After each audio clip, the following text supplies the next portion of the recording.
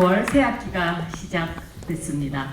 오늘 이렇게 열띤 모습으로 여러분을 뵙게 돼서 아주 기쁩니다. 그럼 지금부터 2025년 4월 4일 그날로 가보도록 하겠습니다. 재판관 전원의 일치된 의견으로 주문을 선고합니다. 탄핵 사건이므로 선고 시각을 확인하겠습니다. 지금 시각은 오전 11시 22분입니다. 주문, 피청구인 대통령 윤석열을 파면한다. 네. 4월 4일 오전 11시 22분 이 시간에 여러분은 어떤 일을 하셨고 또 무슨 생각을 하셨습니까? 사람이 일생을 살면서 매우 중요한 역사의 변곡점의 주인공이 되는 일은 그리 흔치 않은 일입니다. 문영배 재판관님의 목소리는 근심하던 대한민국을 민주주의가 살아있는 대한민국, 헌법이 살아있는 대한민국으로 바꾸어주는 마법의 주문이었습니다. 1992년 부산에서 지역법관으로 법조인의 삶을 시작한 문영배 재판관님. 어린 시절에는 교복 살 돈이 없어서 남의 이름이 쓰여진 교복을 입고 졸업사진을 찍어야 했던 가난과 함께 보냈던 시절, 그리고 김장하 선생님이라는 큰 어른을 만나서 장학금을 받으면서 성장하셨습니다. 그랬기 때문에 아마도 이 세상이 베풀어주는 호의에 대해서 좀 더 깊게 남들보다 생각하고 느끼시지 않았나 이런 생각을 합니다. 서강대학교 멘토링 센터 생각의 창, 경험이 주는 미래라는 그러한 기치 아래 87명의 회원들의 기부금으로 운영되는 곳입니다. 그래서 오늘은 김장하 선생님의 말씀, 남에게 받은 호의를 나한테 갚지 말고 이 사회에 갚아라 라는 그 울림이 있는 말씀과 우리가 그것을 더 노력하는 그런 멘토링 센터가 되기 위해서 오늘 문영배 재판관님의 특강, 그런 의미에서 더 큰 의미가 있지 않나 생각합니다. 그 주인공 모시겠습니다. 감사합니다.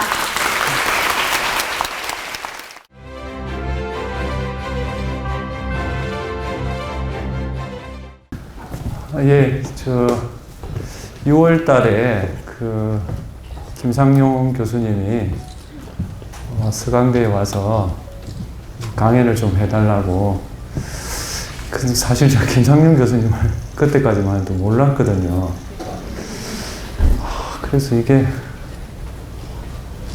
받을까 말까 고민하다가 제가 생각한 거는 진리에 순종해야 되지 않겠나.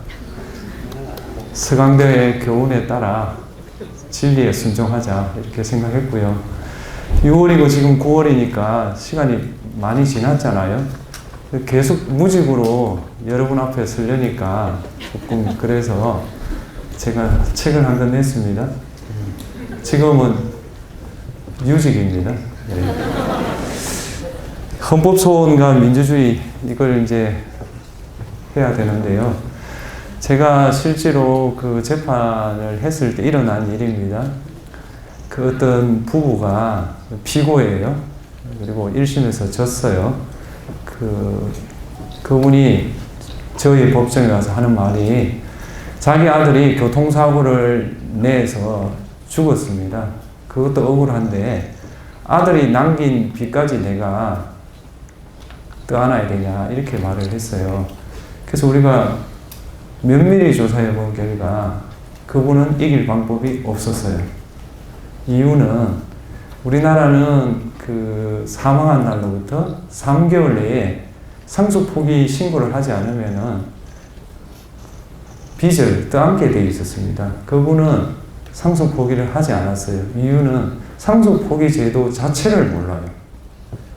그래서 제가 그때 시작한 게 블로그입니다. 블로그. 착한 사람들을 위한 법 이야기. 법을 모르는데 옳은 판결을 할 수는 없다 해서 그 블로그를 썼던 거고요. 그건 저의 해결 방법이고, 어떤 분이 그 뒤에 똑같은 일을 겪었어요. 그분이 말씀은 이거예요. 나는 그 아버지가 돌아가셨을 때 빚이 있는 줄 몰랐다. 그래서 상속 포기를 하지 않았다. 그런데 법원에서 소장이 와서 비로소 알았다. 그러면 그때부터 상속 포기를 하든지 말든지 해야 되지. 왜? 그것도 모르는 사람에게 3개월 내에 상속 포기를 하라고 하냐라고 법원에다가 위헌법률 심판 제청 신청을 냈어요. 그래서 어떤 재판부는 안 받아주고 어떤 재판부는 받아주고 해서 그게 헌법재판소로 넘어왔어요. 헌법재판소의 결론은 무엇입니까? 네. 그런 법이 다 있냐는 거예요. 그러니까 상속 포기라는 것은 내가 재산이 그 채무보다 많나 적나 그걸 알아야 포기를 할 거 아니에요. 전혀 모르는 사람한테 넌 상속 포기를 안 했으니까 그에게 빚을 떠안아라. 그런 법이 다 있냐. 그렇게 해서 위원이 나간 겁니다. 그래서 지금은 모든 사람들이 자기 빚이, 그러니까 부모님의 빚이 그 재산보다 많다는 사실을 중대한 가실 없이 그 알지 못했을 때는 그 안날로부터 3개월 내에 상속 포기가 아니라 한정 승인을 하게 돼 있어요. 뭐 자세하게 알 필요는 없어요. 여러분이 사법시험 치는 건 아니니까요. 그렇게 바뀌었어요. 여기서 제가 그 하고자 하는 말은 민주주의라는 게 여러 가지 방법으로 굴러갑니다. 선거를 통해서 또 여러 가지로. 근데 이 사람에게 민주주의는 헌법 소원을 통해서 이루어진 거예요. 그러니까 세상에 그 억울한 법을 이 사람은 헌법 소원을 통해서 제거를 한 겁니다. 그럼으로써 이 공동체가 유지되는 거예요. 그리고 우리 공동체의 법을 바꾼 거 아니겠습니까? 그래서 지금 그 미국에 나와 있는 책들을 보면 이제는 그 대중을 동원해서 정치를 하던 시대보다는 개인이 소송을 통해서 세상을 바꾸는 시대로 돌아갔다. 이런 책도 있습니다. 그런 책들을 보시면 제 말하는 걸 이해할 수 있을 겁니다. 이 헌법소원은 우리나라의 세계에서 별로 유례가 없는 형식을 취하고 있습니다. 대부분의 나라는 헌법이 위반되나 안 되나 이걸 법원이나 또는 정부 기관이나 자치단체 이런 데서 헌재에다가 묻는 형식을 취합니다. 우리나라도 그렇게 했습니다. 우리나라는 법원이 헌법위원회에다가 묻는 방식을 취했어요. 근데 4공화국 때, 5공화국 때 그렇게 했더니 법원에서 위원을 헌재에다 물어본 사건이 제가 알기로 거의 없는 걸로 알아요. 그래서 헌법위원회가 기능을 전혀 못했어요. 그래서 1988년 9월 1일 날 헌법재판소가 설립될 때 제도를 바꿨습니다. 어떻게 바꿨냐면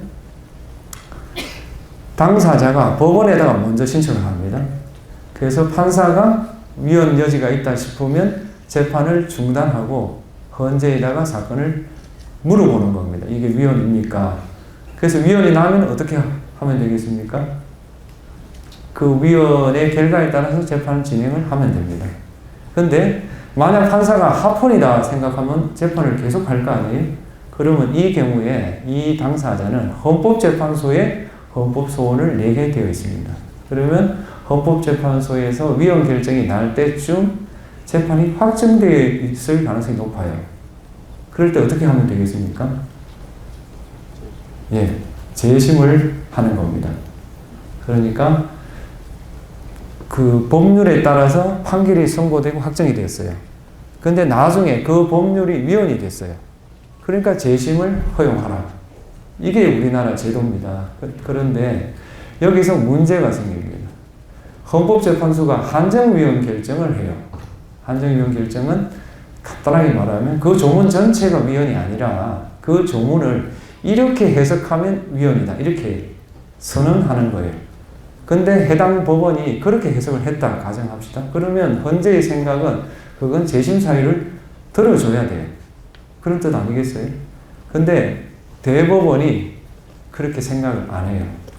조문을 어떻게 해석할 건가는 법원이 알아서 하는 거지 대법원이 이래라 저래라 할 내용이 아니다 해서 재심 사유를 받아들이지 않아요. 그럼 어떻게 되냐 하면 한 사건에 대한 결론이 대법원 다르고 헌재가 달라요. 그런 사건이 실제로 있어요. 그러면 다시 그 사람이 헌재에다가 재판을 취소해달라고 신청을 해요. 그리고 재판을 취소를 했어요. 그러면 교정이 됐느냐? 교정이 되지 않아요.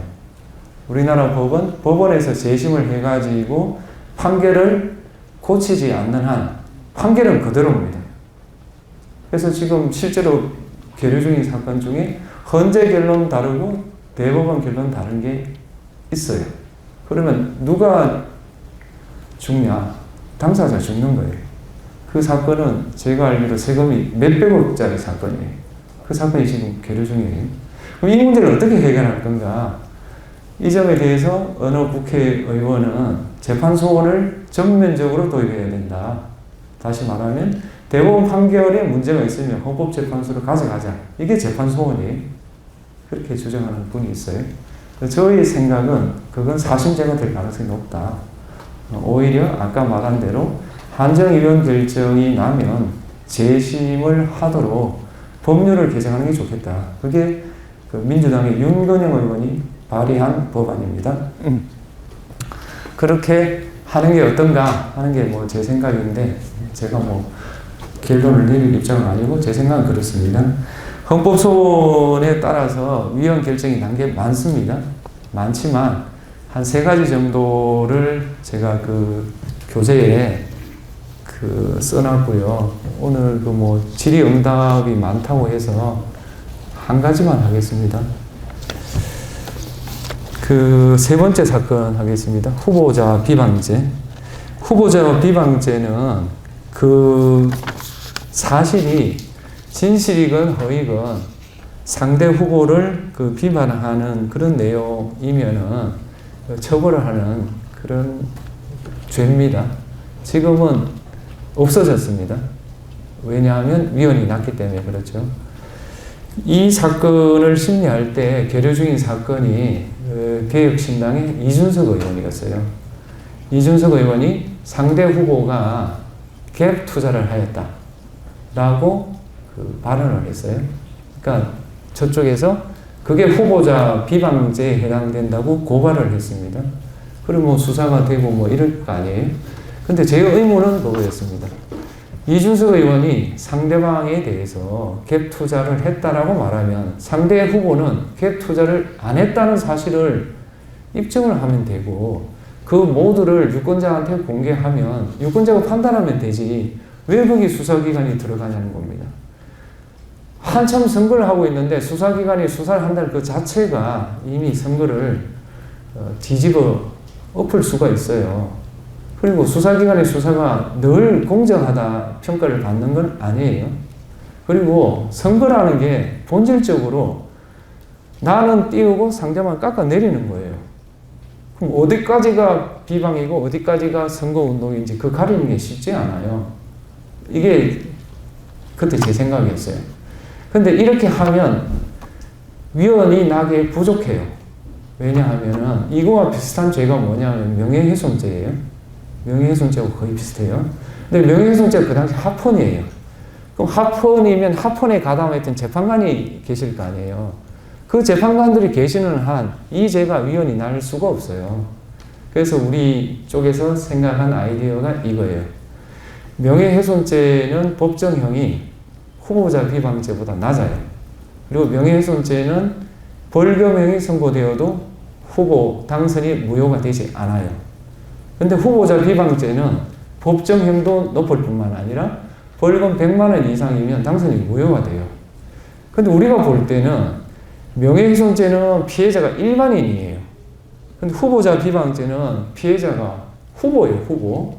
어떻게 후보의 명예를 일반인보다 더 높게 보호할 수 있냐. 이게 우리 2번째 논거예요. 그걸 1년 내도록 한 거예요. 그러니까 이 평이라는 게 여러분은 뭐 재판관들이 결단을 내리면 결론이 나는 거 아니냐 이렇게 생각할지 모르는데 이 사건도 1년 동안 평의를 했어요. 계속 같은 이야기를 해요. 그리고 뭐라고 비판하면 뭐라고 수정하고 비판하면 수정하고 비판하면 수정하고 그렇게 해서 우리가 다듬어낸 논리가 방금 말한 두 번째 논리예요. 그게 어느 날 눈빛을 보니까 좀 먹히는 것 같았어요. 흔들리는 걸 느꼈어요. 그래서 흔들리는 재판관 방에 가서 차도 좀 마시면서 구내식당에 많이 가요. 구내식당에 가면 자리를 앉아야 되잖아요. 일부러 그 사람 앞에 앉아요. 그래서 이거 굉장히 중요한 거다. 선거운동의 본질에 관한 거다. 명예훼손죄하고 다른 거다. 계속 해요. 그러면 나중에는 귀에 못이 박혀요. 그렇죠? 그때 제가 그때 아마 관여를 많이 했을 텐데 표결을 하자고 재판장한테 요청을 했어요. 이 표결이 여러분은 표결을 그냥 뭐 아무 때나 하면 되는 거 아니냐 생각하시죠? 표결은 한 번 하면 못 뒤집어요. 표결을 한 번 한 걸 뒤집으려면은 그 부작용을 이루 말할 수가 없어요. 그래서 표결은 대부분 한 번 해요. 대부분. 그래서 제가 1년 내도록 눈치를 봤어요. 재판관들. 특히 아구는 딱 정해져 있어요. 그분들하고는 말할 필요가 없어요. 네. 넘어와야 될 사람들을 계속 추정했는데 어느 날 눈빛이 흔들리는 걸 제가 확신을 했어요. 그래서 재판장한테 표결합시다 했어요. 그래서 재판장이 표결했는데 6대3이 난 거예요. 6이라는 게 어떤 숫자인지 아시죠? 우리나라는 가반수가 아니에요. 3분의 2도 아니에요. 6명이에요. 6명. 6명이라는 게 뭐 대단한 거냐? 그렇지 않아요. 재판관이 6명일 때가 있어요. 재판관이 6명일 때는 6명이 다 찬성해야 위원이 돼요. 그래서 제가 아이디어를 낸 게 7명 이상 있어야만 심리할 수 있던 조항을 효력 정지를 하자. 라는 사건을 좀 이끌어낸 거예요. 그 사건이 무슨 사건인지 아시죠? 예, 이진숙 방통위원장 사건이에요.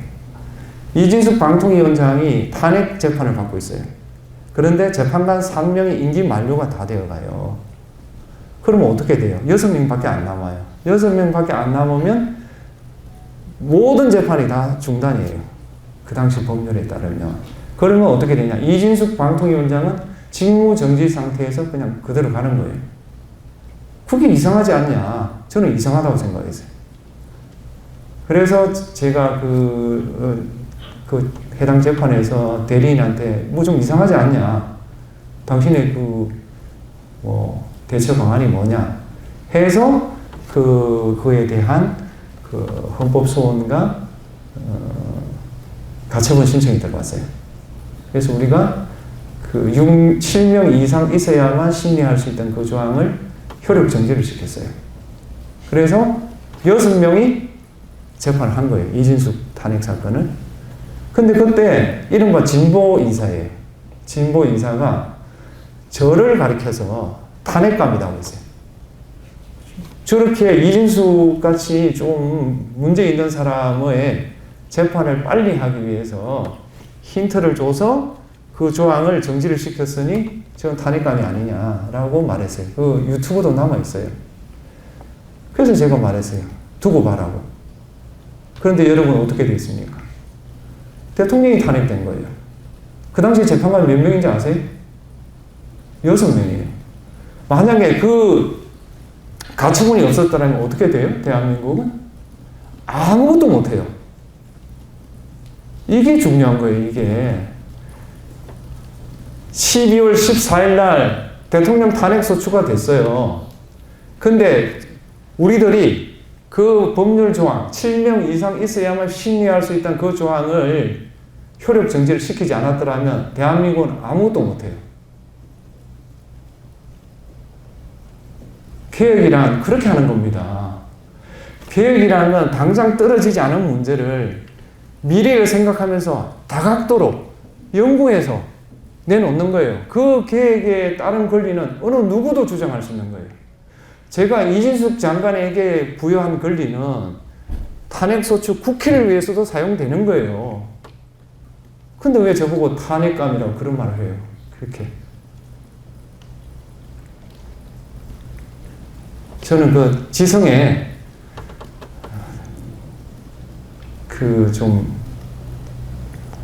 그건 말하지 않겠어요. 그 사람이 있으니까. 하여튼 그렇다는 거예요. 그래서 탄핵 재판이 된 거예요, 그나마. 그래서 뭘 했냐 하면 준비 절차를 했잖아요. 준비 절차를 하려면 준비 절차를 담당하는 수명법관을 지정을 해야 돼요. 그거는 종전법에 따르면 7명 이상 있어야만 되는 거예요. 그 당시 6명밖에 없었다니까요. 그럼 아무것도 못 해야 된다니까요. 근데 그 조항이 가처분이 되어 있었기 때문에 그나마 준비 절차라도 한 거예요. 그러다가 한참 있다가 8명 된 거 아니에요? 그래서 8명 돼가지고 이렇게 된 거 아니에요. 그런 걸 좀 계획을 주장하는 사람들은 좀 생각했으면 좋겠다 이겁니다. 그렇게 해서 6대3으로 그러니까 합헌 3명, 위원 6명으로 해가지고 위원이 났죠. 그 조문은 지금 없어요. 다만 허위사실 공표죄는 지금 남아있어요. 그건 좀 다른 차원이에요. 후보자 비방죄는 진실한 사실에 기초하더라도 후보자를 비방하는 내용이면 죄가 된다. 이런 내용이에요. 그 두 개는 구분해야 됩니다. 그런 점이 있고 그러면 우리가 생각해 볼 수 있잖아요. 의회 민주주의고 국민의 대표는 국회잖아요. 근데 국회가 법을 만들었는데 재판관들 6명이 그걸 무효로 하는 게 정당한가? 이렇게 우리가 생각할 수 있지 않아요? 당연히. 이건 나치 시대로 돌아가요. 그 독일은 나치 시대에 전부 다 합법에 기초해서 한 거예요. 다수결에 의해서 그 법에 기해 가지고 유태인 학살도 하고 나쁜 짓도 다 한 거예요. 그래서 전쟁이 끝나고 나서 독일 사람들이 반성을 한 거예요. 이걸 어떻게 수정할까? 그렇게 해서 만들어낸 게 헌법재판소입니다. 다시 말하면 헌법재판소 위원을 할 수 있는 것은 주권자가 헌법으로 헌법재판관들한테 그런 권한을 부여했기 때문이에요. 어쩌면 국회는 그 당시의 다수의 뜻에 따라 조직되지만 헌법재판소가 위원 재판을 하는 것은 주권자가 숙고 끝에 내린 결단에 따라 권한을 부여한 거예요. 그 권한에 대해서 국민의 대표인 국회가 그 문제 삼는 건 전 이해가 안 돼요. 그러면 왜 헌법재판관들한테 그런 권한을 부여했겠느냐? 이에 대해서 책이 있어요. 미국 사람이 쓴 책에 보면 이렇게 설명을 해요. 정부 구성에서 사법부는 소외되어 있지 않냐 이렇게 봐요.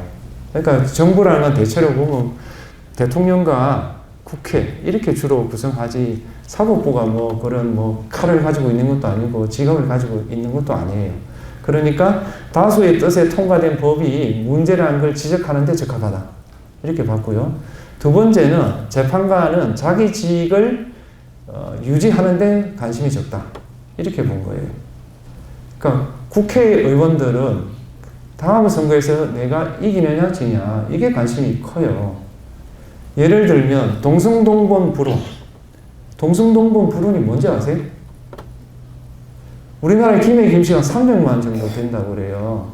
그 김해 김씨들끼리 아무리 사랑해도 결혼을 할 수 없다.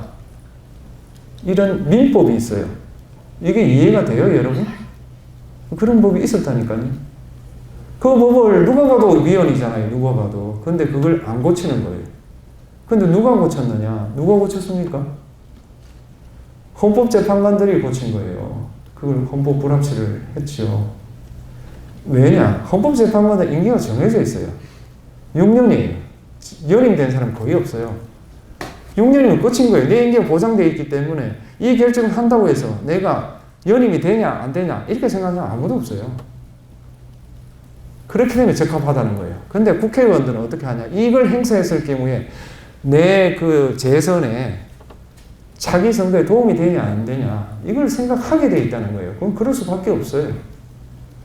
그래서 국민의 대표이기 때문에 모든 것을 다 우선할 수는 없다. 그게 주권자의 뜻이다. 대한민국 헌법에 그렇게 나와 있어요. 그래서 저는 그 탄핵 재판할 때 여당, 야당 가리지 않고 항의 시위를 했어요. 그리고 어떤 정당은 헌법재판소장 대행하고 면담하자고 제안했어요. 거절했어요.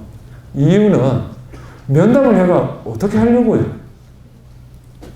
면담을 받아주는 그 자체가 재판의 독립을 해치는 거예요. 그 결과를 국민이 받아들이겠습니까? 그런데 왜 그렇게 해요? 국민의 대표면 뭐든 다 할 수 있어요? 그리고 국민의 대표는 뭐 오류입니까? 그걸 견제하라고 있는 기관이 사법부예요. 그래서 사법부가 잘못한 거 당연히 비판해야 되죠. 그런데 사법부 너희들이 뭔데 국민의 대표가 하는 일에 대해서 감나라 배나라 하냐 이렇게 말하면 옳지 못해요. 감나라 배나라고 주권자들이 헌법을 통해서 사법부에 그런 권한을 부여하셨잖아요. 그 권한을 행사하는 게 뭐가 잘못되어 있어요? 그래서 견제와 균형은 오랜 인류가 숙고해서 만든 제도예요. 이렇잖아요. 어떤 사람이 현명할 수 있어요. 그러면 그 사람한테 권한을 다 몰아주는 게 나을 수도 있어요. 근데 인류가 역사를 돌이켜 보니까 그럴 경우에 항상 최악의 결론을 내리더라는 거 아니에요? 그래서 인류가 생각한 것이 권력을 쪼개서 세계의 권력이 서로 견제와 균형을 이루도록 하겠다. 이렇게 한 것이 대부분의 국가, 민주주의 국가에서 내린 제도고 우리나라 헌법도 그에 기초했어요.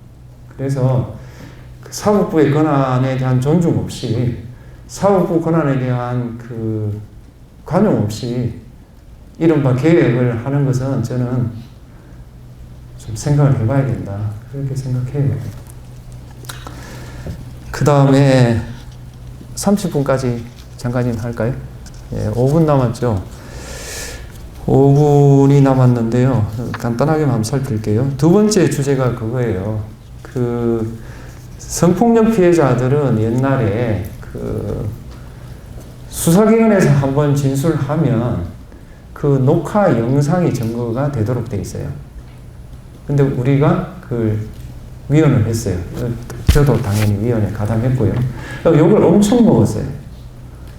성평등 걸림돌 판결 1번으로 올랐어요. 근데 이렇게 물어볼게요. 여러분의 친족이 성범죄로 재판을 받아요. 근데 자기는 절대로 그런 적이 없다는 거예요. 그래서 피해자를 불러달라고 그래요.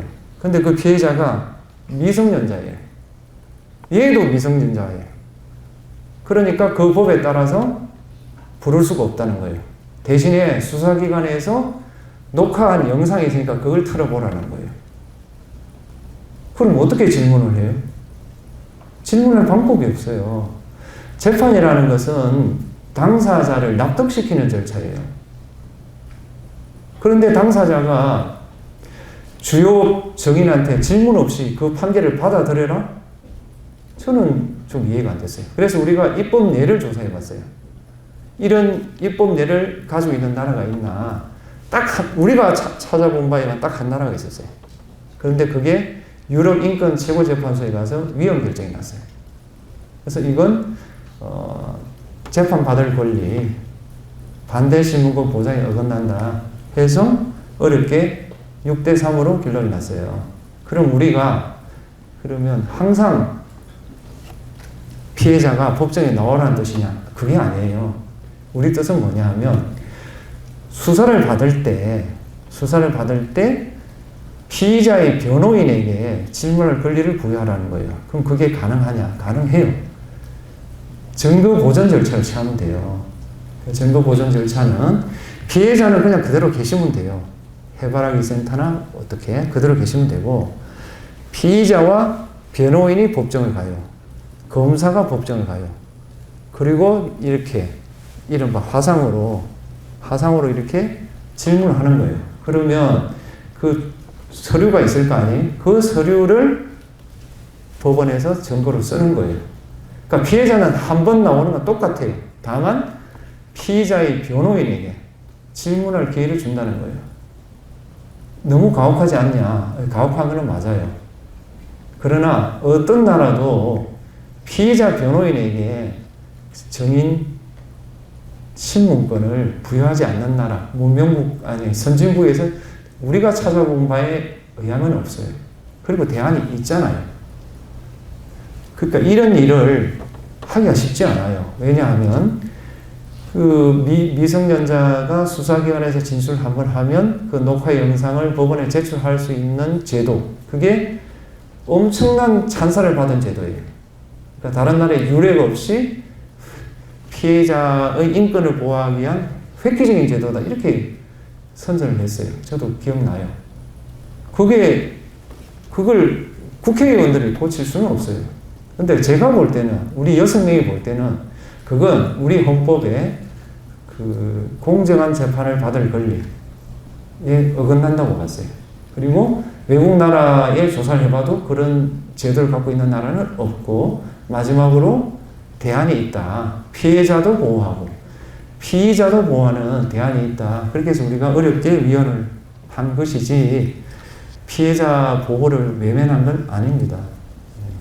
그리고 여러분 그 가족 중에 억울한 재판을 받았다라는 사람의 사연을 들어보면 우리가 어떤 일을 했는지 이해할 수 있을 겁니다.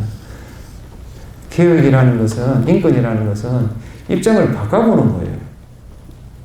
내 입장이 되면 이게 너무 당연하지만 상대방의 입장에서 너무 억울하고 도저히 참을 수 없는 것은 내가 약간 양보를 해서 상대방의 근본적인 이익을 보장해 주는 것. 그게 헌법이에요. 우리가 나라를 만들 때 약속을 한 거잖아요. 이런 나라를 만들자.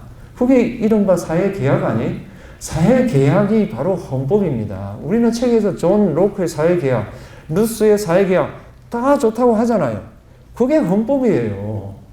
그 헌법에 따라서 재판하겠다는데 그게 국민의 감정을 거스린다고 그렇게 막 융단 폭격을 하면은, 그러면 그 사고고 있는 사람들이 눈치를 보라는 거예요. 그건 더 참혹해요. 그게 뭐냐? 그게 나치예요. 나치 시대의 판사들이 그렇게 법에 있다는 이유로 판결을 했고, 그게 인권 유린이었어요. 그거에 대한 그 반성으로 헌법재판소가 만들어진 거예요. 그래서 사법제도에 대해서 개혁해야 되는 건 맞고, 개혁의 필요성에도 동의합니다만, 그런 존중 위에서 좀 논의를 해봤으면 좋겠다. 그게 제 생각입니다. 이 정도로만 하고 질문을 받도록 하겠습니다.